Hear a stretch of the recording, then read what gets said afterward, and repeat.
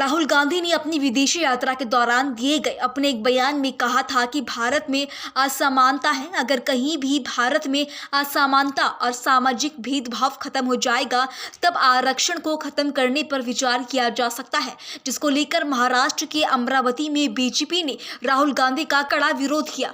इस दौरान अमरावती जिले में भी बीजेपी कार्यकर्ता ने राहुल गांधी की तस्वीर पर जूते मारकर विरोध प्रदर्शन किया और राहुल गांधी के खिलाफ जमकर नारेबाजी की। आत्ताच आमचे प्रवक्ते शिवरायजी कुलकर्णी यांनी सांगितल्यानुसार श्री राहुल गांधीजींनी जो त्यांचा खरा चेहरा आहे तो दाखविला।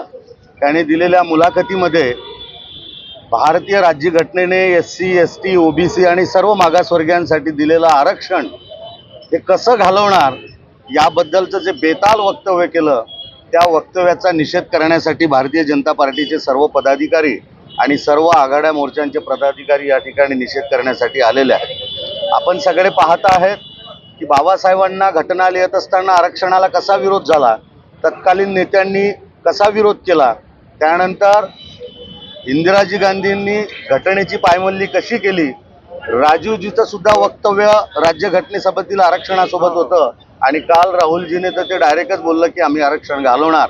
हा आरक्षण येथील SC, ST आणि OBC समाजाच्या उत्थानाचं एक फार मोठं साधन आहे।